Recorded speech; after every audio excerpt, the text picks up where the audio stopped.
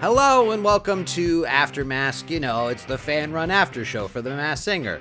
It's unofficial, it's for fans, it's by fans, and we're here to break down week 7 of The Masked Singer. I'm Bryson Wallace, and if you haven't done so already, go to adumbthing.com/aftermask. That's where you can find our full archive of After Mask episodes, as well as a link to join the Masqueraders if you haven't done so already. That's the official Facebook group where we're talking all sorts of theories, conjectures, and just wild batshit crazy ideas over at the Masqueraders. So join that at adumbthing.com/aftermask. If you haven't done so already, please also give us a call, 240-244-7266. That's the After Mask Hotline, and that's available to you 24/7. Leave us a voicemail at that hotline with whatever crazy theories you got cooking up, and we'll share them here on After Mask.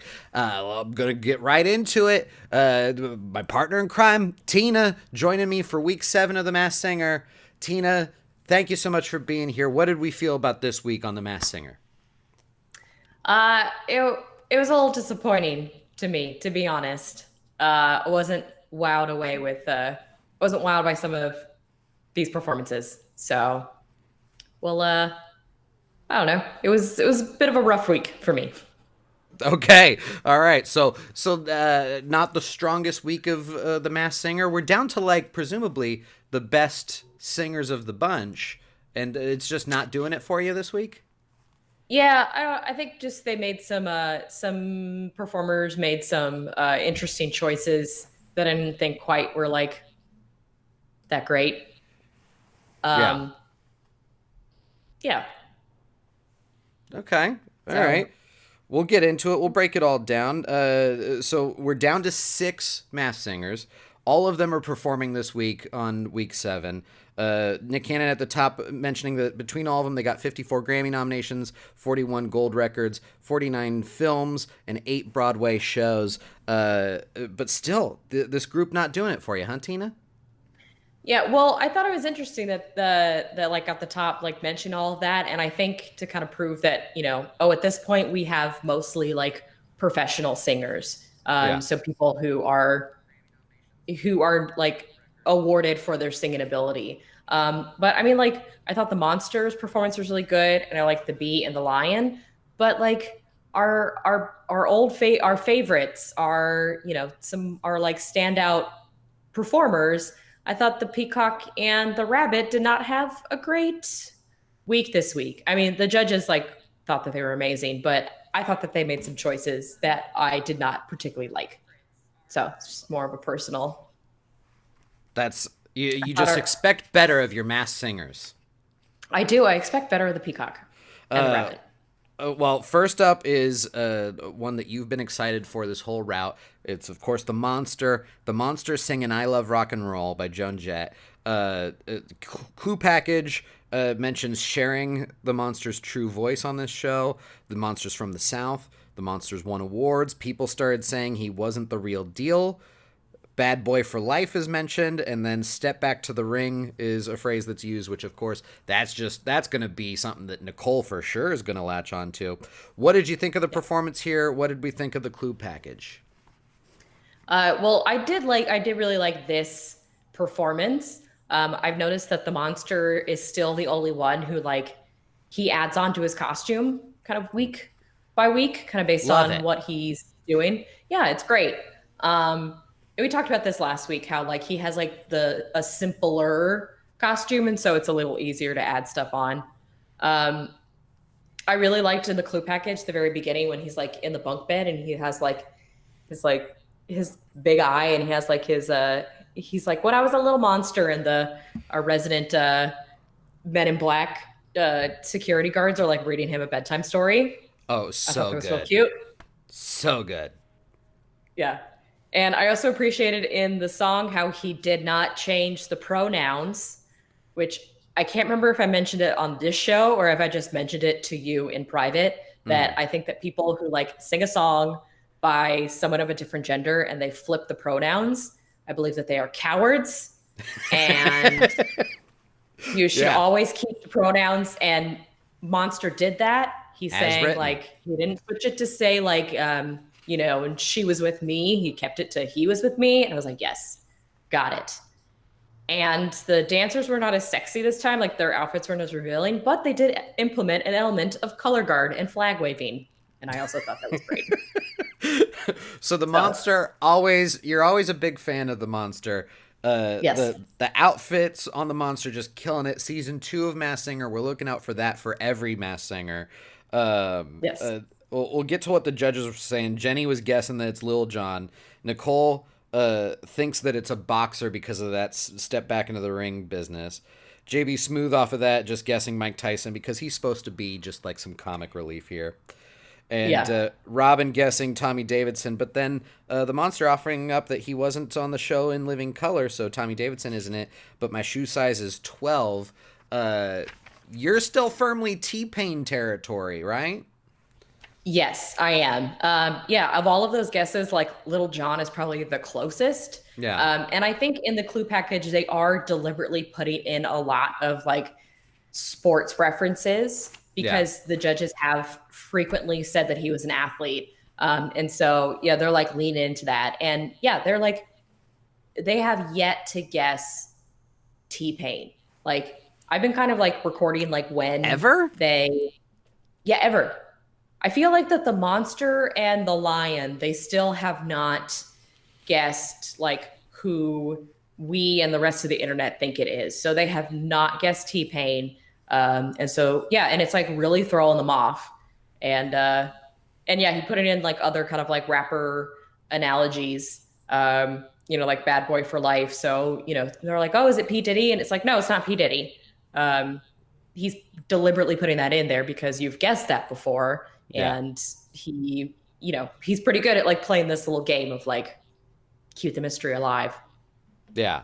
Off of that, where you were saying that Monster and Lion, they haven't mentioned the who at least the internet thinks is those two individuals. Up next was the Lion. Lion singing "Diamond Heart" by Lady Gaga.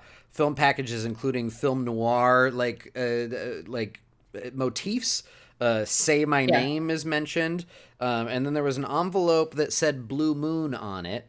What did we think of this performance? What's this clue package mean for you? Well, I did think that she had a really strong performance. Yeah, I think the internet has said it's Rumor Willis. I'm just like, I go along with them because I'm like, I have no fucking clue who this is. I believe that that's our like masqueraders after mask podcast firm stance is that we don't know who the fuck the lion is. Um, so I was like, oh, that's kind of neat, like film noir, Blue Moon. Maybe she just really likes that beer. Yeah. I don't know. I did Google because, again, Kelsey, our resident fact checker in the Facebook group, she said how the Chicago reference, it's definitely Rumor Willis. So I did Google because they mentioned like Chicago. And even though film noir is from the 1940s and Chicago is supposed to be set in the 1920s, whatever, I guess we'll give them a pass for that. Um, but like duh, like film noir was the 40s. I get it. Really holding Fox to the fucking fire with their decades. I love it. The early 20th century film and Broadway musicals is very important to me. Yeah.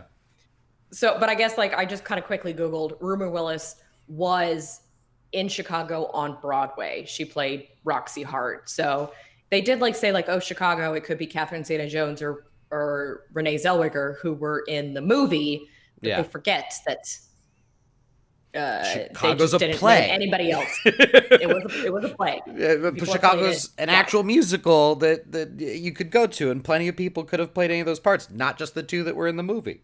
So Nicole latches onto the fact that there's a lot of references to Kentucky in the clue package. Blue Moon could be that with Blue Moon over Kentucky.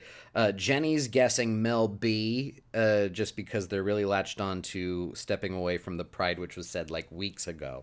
Nicole guessing just Destiny's Child. Nicole's not even honing Just in. all three of them. At least Robin was saying Kelly Rowland or Michelle Williams. Yeah. Now, Robin mentions that in the clue package, on the newspaper that was in the clue package, it says gold found in Haley, which leads the whole panel to freak out over it possibly being Haley Steinfeld. Uh, Yeah. And they did also say True Grit in the package, and I did yeah. catch that, and I was like, oh. But yeah, again, it's like the very surface level. Here is a possible name, and then you just name any celebrity that has that name. Yeah. Um, but yeah, I don't think it's Haley Steinfeld, and I think we established a while ago that Haley is a city in somewhere in the Midwest, upper South, and that's where Rumor Willis was born. So So there we maybe go. India is in Indiana. Indiana and like southern Indiana and northern Kentucky are basically the same place. So I feel like that checks That out. that's where Haley comes from. Now the Lions offer their clue that they offer up is one of the more bizarre ones that I have no idea on this. I would love for somebody in Masqueraders to give me some a little bit of insight on this. But the Lion offers I have a subscription to a monthly murder mystery game. What? Like, is it like that one like box service that is advertised to be on Facebook sometimes, or it's like pretend to catch a serial killer and we'll send you a box of junk once a month. Yeah, and if it is, what does this clue do for me? If you have that subscription, how am I supposed to know that? Are there only like, does she like stunt for that company? Like, does she like, hi, I'm Rue Morrillis, and I would like you to buy This this murder monthly. mystery Yeah, box of junk. welcome to Rumor Willis's escape rooms. That it would be great if Rumor Willis was known to have like some sort of mystery escape room business. Then I'm down for it. But I'm not, as far as I'm aware, which I'm not aware of anything about Rumor Willis. She doesn't have that. Moving Yeah. on to Alien. Alien singing X's and O's by L King or Ellie King. I don't know modern things. Alien's clue package offering up knows a thing or two about the law. Fashion crimes is like hit on a bunch. Coordinates. Oh, I can't read my handwriting. Oh, maybe Oh, no, they put on coordinates. GPS coordinates. Yeah, Yeah. Yeah. coordinates. Yeah, there were coordinates on the screen. Thank you. Which I really should have looked up. If anybody has Post and Masqueraders or Tina, did you look it up at all? I did not, but I'm gonna guess it's the coordinates to Gary, Indiana, which is where the Jackson family is from. That's where I'm gonna Okay. guess. All right, all right. We really ought to have had that prepped, but somebody will figure it out. And you know what? Call into After Mask whenever you want. What do we think of this performance by the alien? Spoiler alert: the alien goes on to get eliminated this week. Did you feel as though the alien, their performance was enough to be eliminated? Yeah, and I think I felt like that the alien was kind of like the next to go, because despite Latoya Jackson being from a musical family, she was not one of the strong, like she wasn't a stronger singer. Um, so I felt like that she was going to be the next to go anyway. And I thought this performance was okay. I wasn't like I'm not mad that she got eliminated. Um, but yeah, I mostly for that performance, I wrote a lot about like how the judges were reacting to her, and we did get a shot of Ken looking at her real creepily, leering a lot. Ken. Um, JB Smooth got into the like started also being creepy to the alien, and also being creepy about like Paula Abdul, like Yeah. talk about how basically like that the alien's legs were too skinny to be Paula Abdul. Um, oh, and also something that I thought was funny at the end of it, Nick Cannon which by the way, gold sparkly turban this week. Yeah. Um, Nick Cannon starts chanting "Alien," and then the whole rest of the theater starts chanting, and then he's like, "Oh, Alien, you really got the crowd going." It was like, Nick, I think that was you. This was just sloppy editing where we forgot to edit out Nick starting the chant. Nick, you kind of greased that wheel. My note here was just this was a very short performance. This was like, I mean, you definitely feel it from the weeks where we had just 4 performers and then now we're back to 6. But they Yeah. obviously bought themselves some time by having the aliens performance just take up so little time from the broadcast. Yeah, I actually thought that all of the performances felt really like fast. Yeah. Like yeah, I I was like, "Oh my God, like they've already gone through like 4 of the 6." And it was like I was like, "Oh shit, like it's half an hour into this 45-minute show." And Well, it all felt really fast this week. that's how they're buying time when they have this many singers, and that's how they're like increasing time whenever they get down to like 4 people. So, and we'll get into that a little bit later because there was an interesting thing mentioned at the end of the episode here. The alien offering up their clue, which is I have been on the New York Times bestseller list 2 times. Jenny guessing Nicole Richie, Nicole guessing Latoya Jackson, Robin, not Ryan. Who's Ryan? My notes. Robin guessing Paula Abdul and JB Smooth towards the commercial break saying, you guys got to think about Carmen Electra. Nicole's the only one that's spot on here. Does it seem to be, because we were mentioning a couple weeks ago that like as soon as the judges seem to start honing in on somebody, that's when that person goes home? Yeah, maybe. Yeah. Or like, again, kind of our like my other theory with like that they guess the person pretty early, or at least I think that they genuinely are stumped on like the lion and the monster. Yeah. But I think for the rest of them, I think they figured it out like week 3 or 4. And so then they just kind of have to like Play. just keep throwing out names. And yeah, like once they like get a lock on it, they're like, oh well, now they gotta go. Yeah. Up next is another performer that they kind of latched onto early on. We've got the Bee. The Bee is singing What's Love Got to Do with It by Tina Turner in the clue package. There's a lot of synchronized swimming motifs. There's a mention of New Attitudes, Superwoman, We Don't Need Another Hero, just tons of song titles just to be red herrings. And then Yes. the Bee is offering up that they're singing a song by their close friend, which they come out and sing What's Love Got to Do with It by Tina Turner. The first thing Ken says is, it's probably Tina Turner. Yeah, no, I don't. They might have been like, oh, it's like I'm asking for a friend, where like Yeah. you're really talking about yourself. But I really don't think that it was Tina Turner. Yeah. So I really do think it was like, yeah, I'm actually singing a song by my friend. Yeah. Um, yeah, just throwing out a lot of red herrings. And yeah, she's playing with the judges, and she just like, oh yeah, you guys have said Patti LaBelle and Gladys Knight and Anita Baker. So let me just So name we're songs going to that they throw are them all famous out for. there. Yeah. Just throw them all out there. I really liked this performance. I had What's Love Got to Do with It stuck in my head all day today. Oh, yeah. So that was fun. Um, I did also like her backup dancers were like silhouetted, and they had like these big wide brim hats, and they looked like, and that was just like, I don't know, that was fun. And oh yeah, so I guess like her moment of truth was that she's won 10 Grammys. Yeah. And so then when I checked the Masked Signer Twitter, I probably should also check Masked Singer Twitter, but whatever. I checked Masked Signer.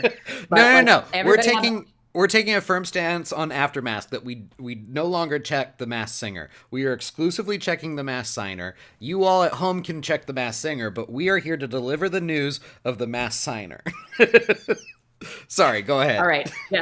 Well, okay. So, Masked Signer, like as soon when she said that I have 10 Grammys, then everybody was like, oh no, it can't be Gladys Knight, because Gladys Knight only won 7 Grammys, and Shaka Khan has won 10 Grammys. And so now everybody on Masked Signer is like, oh, it's Shaka Khan, Shaka Khan. Which I don't believe it's Shaka Khan. But then someone else brought up on Masked Signer, which nobody else is listening to except for me, is that if you also include the Grammys that Gladys Knight won when she was with Gladys Knight and the Pips, Gladys Knight and the Pips won 3 Grammys. 7 plus 3 is 10. There you go.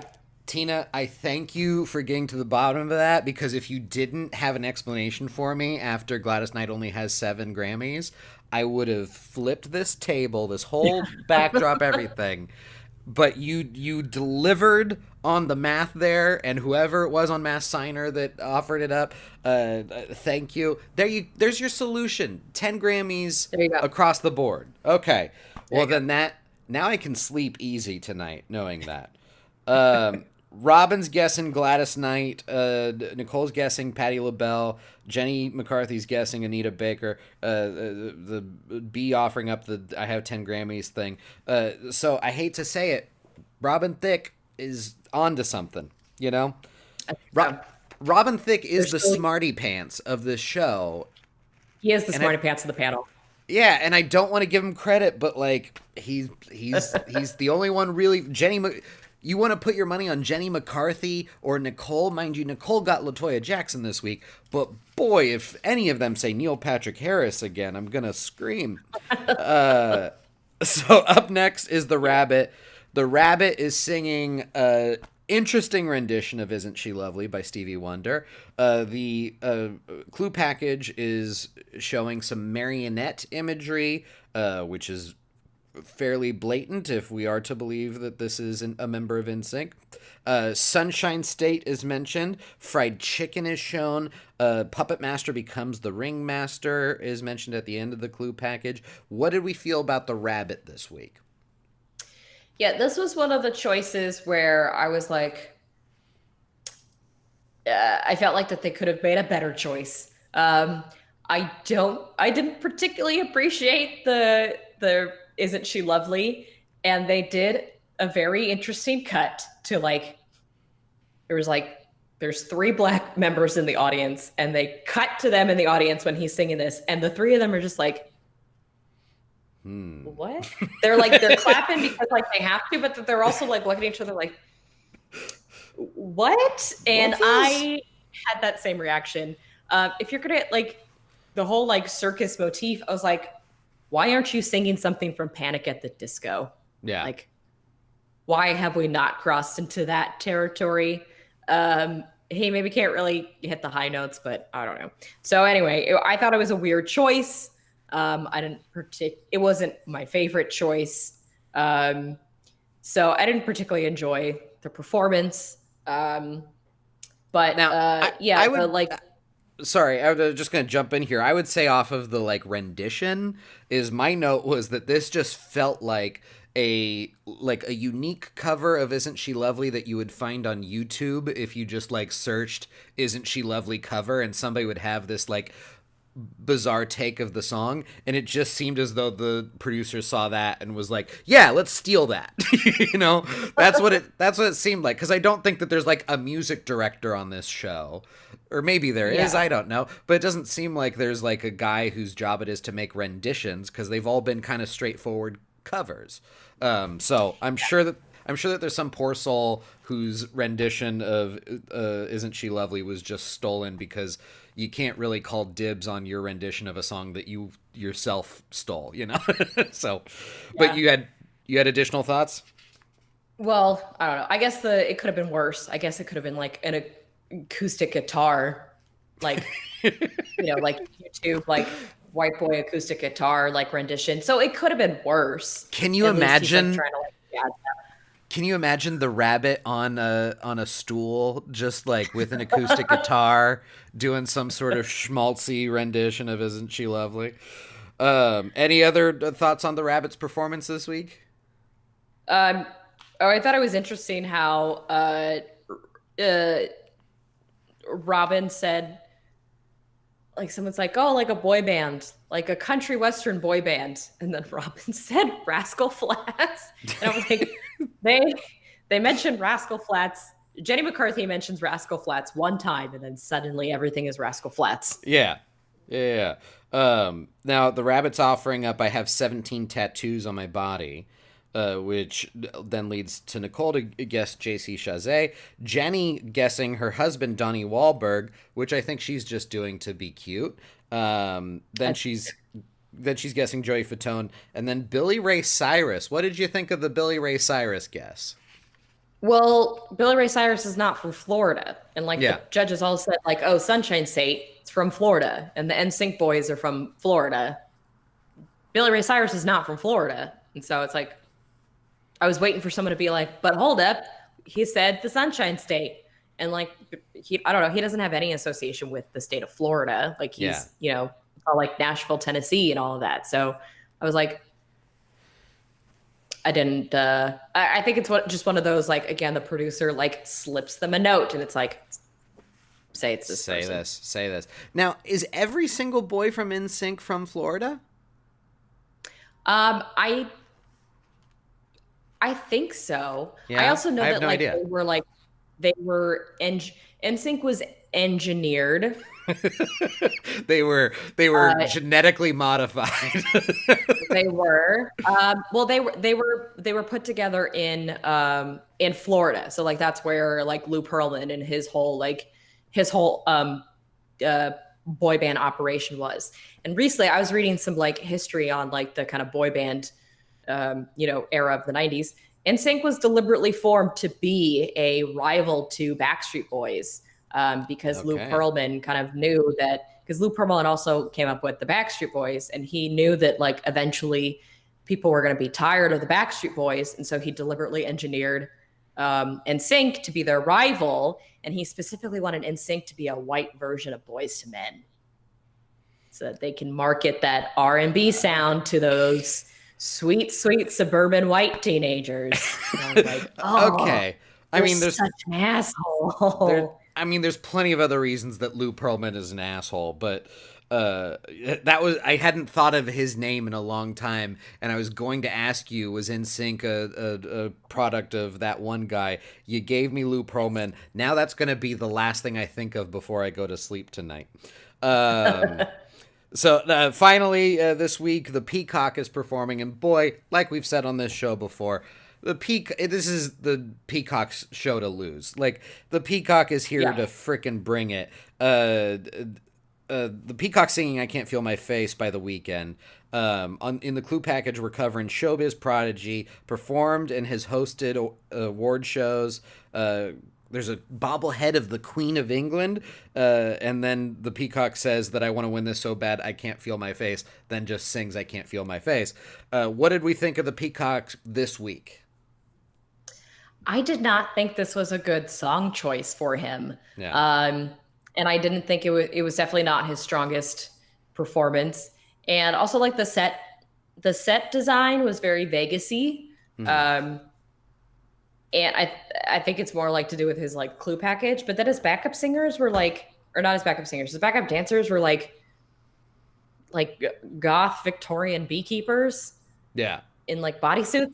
And I was like, I felt like that a lot of the like design of it didn't really fit. Yeah. And so I don't know. They just made a lot of, I was really disappointed with this particular performance. And I think like they could have picked something that shows off his voice a little bit better. And he has been singing these like showstopper tunes or like something. But the main thing with the Peacock, what you expect from the Peacock every week, is that the song needs to end with the Peacock doing some sort of like fist in the air or some sort of like aggressive like pose, and that's the end of the Yeah. Peacock's performance. This song just kind of like puttered out, and the Peacock was just Yeah. walking downstairs to the first row and was just kind of like, ooh. So it just wasn't like it wasn't as punchy as the Peacock's other performances. Yeah. Like, I don't know. Like, I think he's been doing a lot of, they've been having him do a lot of pop. And like the last time he sung like like a Broadway-esque song was his first performance with, The Greatest the Showman. Greatest Show. So yeah, I think they need to give him another like, you know, yeah, like show stopping, like Broadway, you know, kind of ballad, or not, Yeah. maybe not like a ballad, but like we're ending the first act, and we got to end the first act on a bang, and then it like, fist in the air, or like, one of these, like the kind of Jesus arms kind of thing. So you need to get one of those in there. So you're saying that the Peacock needs not only a Broadway song but a specific Broadway song from a specific point in a Broadway show. I don't know, like, so, yeah, like I I don't know. just I just like the specificity. I liked the honing in on like this is what you need to give the peacock because you're right. He needs something that's that uplifting deal. He needs that punch at the end. Um, he needs to uh, be able to belt out a note for like a long time and then do a fist in the air, yeah, like an ending, like a nice belt, and then like he needs like even like I would imagine like an 80s song from like a hair band where the song is not so much rock as it is like some sort of big performance. Like any song by Queen, but like I'm thinking Come Sail Away by Styx. I'm thinking like these yeah, songs that are like real belter sort of deals. So, yeah. That's also a it good one. if not Broadway, that's what I would say is some sort of like hair hair band from the 80s like big rockin' thing. Jenny, my notes are just that Jenny was the only person to guess. She guessed Neil Patrick Harris, Wayne Brady, and Donny Osmond. Wayne Brady, we mentioned it I think a couple weeks ago. Not a bad guess, but just not right. Correct. Yes. Yeah. Not a bad guess. And the peacock is offering up my face has been tattooed on a person's body. My favorite thing here is that Ken Jeong was just kind of like, so? Yeah. Yeah. Who hasn't had, had their Ken, face tattooed on someone else's body? I mean, more power to you, Ken. If The Hangover did that for you, great. But just like, it's not usual that somebody's face is tattooed on their body. Tina, my question for you is if you had to get Donny Osmond's face tattooed on your body, where are you Yeah. getting it tattooed? Uh, I mean, I feel like you could only get it as a tramp stamp. Like, that's the only logical place to put that. Okay, so you got to get Donny Osmond as a tramp stamp. Now, off of this, I hadn't considered the fact that somebody has Donny Osmond tattooed, which certainly he's got big fans. Somebody out there has Donny Osmond tattooed. I don't know what to feel about that. If I ran into somebody and if they were just like, here's my Donny Osmond tattoo, or tramp stamp, here's my Donny Osmond tattoo, that's the kind of person that should be arrested. Yeah, like I don't, and I also feel like that does not comply with his Mormon values. Like True. I'm pretty like if you can't drink alcohol and coffee, like I'm sure they are definitely not okay with tattoos. And I feel like his fans should respect that. I Like wonder, don't tattoo your face on his body, on your I body. I don't know this for certain. Can Mormons get tattooed? You've got a point, but it seems like they shouldn't. Yeah, I feel like it's a no. It's a no. It's a no from the Mormon Church. I feel Well, okay. Well, if anybody has any information in the Masqueraders as to whether or not you can get a tattoo in the Mormon faith, or if you know somebody who has Donny Osmond tattooed, let us know. I'm also going to post in the Masqueraders after we're done today. If you have to get Donny Osmond tattooed on your body, where are you going to get him tattooed? Because I think I want to hear that from everybody. it's Now, a impression.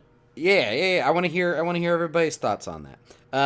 Now we're at the end of the episode here. We get down to the whole reality show malarkey of who's gonna get eliminated, and then it's revealed it's the alien. The alien's getting eliminated. Yeah. We've covered it before. The final guesses from the judges: Jenny's guessing Sophia Richie. Nicole's guessing Latoya Jackson. Ken's guessing Paul Abdul. JB Smooth is guessing Carmen Electra. And Robin's going along with Latoya Jackson. Anybody, if it wasn't Latoya Jackson, who was like your next thought on the alien if you had one? Um, I mean, I think I was still going pretty hard with like a model, with Yeah. like a model who could sing. Um, so, uh, like maybe not the Hadids because I think they're a little bit too famous, but like I don't know. And she was too skinny to be Tyra Banks. Yeah. But like if she was a little bit thicker, then I would say like Tyra Banks. But I think like that wouldn't really make sense either because Tyra took over Nick Cannon's old job of hosting the X Factor. Yeah. Yeah, the X Factor. And that would be awkward. So that would be awkward. But like also probably Tyra would be like she'd be up for it. Yeah. And she like put out a song because I remember like season 3 of Top Model, they made the top model contestants be in her music video. That was a challenge. Um, Tina, that that Tyra Banks song, is it a banger? I haven't listened to it in a long time, so I don't know. Okay, I don't all right. remember it, so probably not. No promises as to whether or not that Tyra Banks song is a banger. Alien, of course, reveals themselves to be Latoya Jackson. Again, having a little bit of hard time with the mask here, but I feel as though the alien's mask not as difficult as Ricky Lake's Raven mask. That was just my feeling. Yeah, well, they didn't have like a big zipper, but the alien did have like I The think whole like that, backing. like the backing was attached to the head and not to Yeah. the like shoulders as I kind of initially thought. Yeah. Um, so, but yeah, again, they were just like, oh, take it off. And they like have them like fumble with it a little bit. And then they're like, And cut, they just okay, do a like bunch bring of the feet. zoom ins. They do a bunch of zoom ins Yeah. of the thing not being taken off. Then they're like, okay, cut and bring in like the PA to loosen it Take. up just enough where they can pop it off. Um, Ed, any final thoughts on specifically this week of Mass Singer before I get into what Nick Cannon teased for next week? Um, I thought JB Smooth was an interesting addition to the judges panel. He wasn't like he was kind of like opposite Joel McHale, where Joel McHale was like, "This is like," he acknowledged that it was dumb, and then Mm-hmm. JB Smooth is like, kind of like us a little bit, where he's like, "This is fucking weird, and this is fucking great. Like, I love this. Let me also throw out really dumb suggestions." Yeah. And so he like kind of got into it really quickly. And he did like his, kind of whenever he stood up to like give his point, he reminded me of like my mock trial days where it's like, oh, it's my turn to speak. Like, let me stand up. And it's like, Just push I'm yourself presenting my up. case. Yeah. I'm presenting my case. Well, if Joel McHale was just like open cynicism, I think JB Smooth was just kind of like still cynical about it, but just like openly fun about it. Like Yeah. he was recognizing that it was silly, but he was just leaning into the silly. Yeah. Any other final thoughts? Anything? I didn't check Mass Signer this week. Were there any other hot takes from Mass Signer? Ooh, someone said that the lion was Idina Menzel, which is very wrong. I can't with the Mass Signer people. I can't. Very wrong. Like, have you not listened to Let It Go? Did you avoid the internet in 2014? Oh boy. But I'm telling you right now, season 2, I want Adina Menzel under like a flamingo outfit. That's what I want. Yeah. Yeah. Or Kristen Bell. She would fucking do it. I'm looking forward to season 2, them getting just like one or maybe two like showstopper people like that. Like keep They it should get under Ryan wraps. Reynolds from Ryan Reynolds did the Korean He did. version. Yeah, he did the Korean Get version. him. I want that. I want a Ryan Reynolds for season 2. That's what I want. Yeah. Yeah. All right. So for next week, the thing that Nick Cannon teased, which I thought was interesting, is next week we got 2 singers being unmasked. We do, which tells me that they only bought like 10 episodes. So, So we're coming up at the end here because what, we were at 6, we're gonna go down to 5, or we're at yes. 5 now. And We're then at 5 and then we're going to go to 3. then we're going to go to 3. And from what folks have been talking about, your finale is 3. So it seems as though we've only got 2 more episodes of this. Is we've got week 8 and then week 9. That's what we've got. Okay. Yeah. So, yeah, like a nice short 10 or not like 9 episode package. So what I'm hoping is that season 2 does not become like a 16-week ordeal. I'm hoping that season like this show is supposed to be 9 episodes. That's all this show is supposed to be. Yeah. And I kind of like when we watched the first episode, we were talking about how like they would do like everybody has to sing a country song or everybody has to sing a song from the 60s. And like I feel maybe if it was longer, maybe if it was like a really like a 12 episode kind of show, maybe they would have done that. But like, if they're not going to do anything like that, I feel like then you just need to like cut it short. And then you need to have, maybe not even have 12 contestants. Maybe you only have like 10 or 8. No, this show is perfect when it's stupid and nothing matters. I don't want any other things attached to this show. The only thing I want attached is for the Masked Singers to have like different outfits each week. Other than that, I want it to stay simple. I want it to last no longer than it has already. And I don't want don't overbook it in season 2. Otherwise, I ain't signing up. So it's gonna be if they really are gonna do like it's a 16 episode season, and it's too fucking long. Yeah, it's too long. Thank you. We're gonna have to cut our After Mask to every other week. Yeah, we're not gonna do this. No kidding. Also, each week we're just going to be talking about Donny Osmond, and it's just going to, because Donny Osmond's going to be in season 2 as well. That would be great. That would be great if they snuck in somebody from season 1. Any other final thoughts for this week? Well, do you have any final 3 predictions? Like, who do you think is going to be in the finale? I mean, I hate to. This point?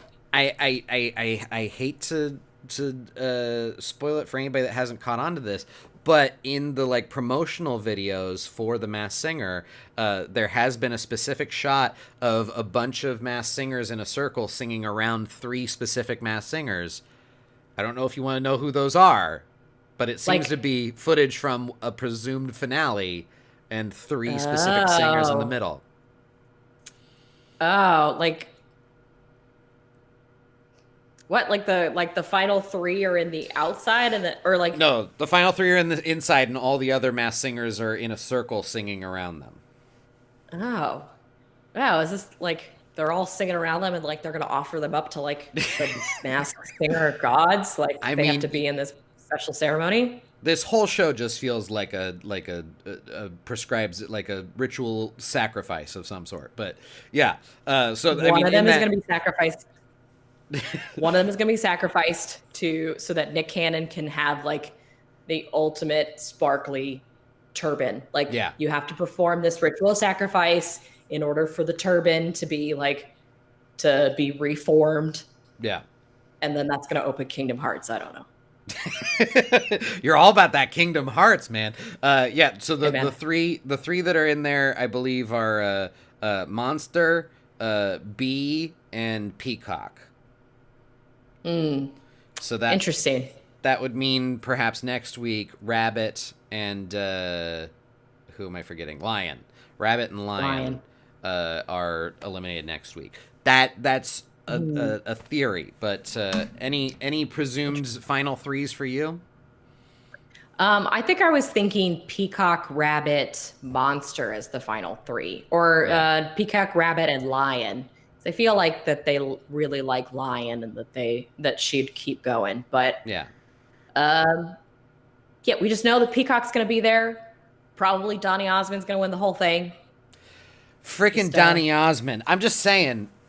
Peacock and Monster have to be my top 2. So this is their show to lose. So, if anybody hasn't done so already, go to adumbthing.com/aftermask. Join the Masqueraders. Give us a talk there. Let us know where you would get Donny Osmond tattooed on your body. Until next week, everybody. Goodbye!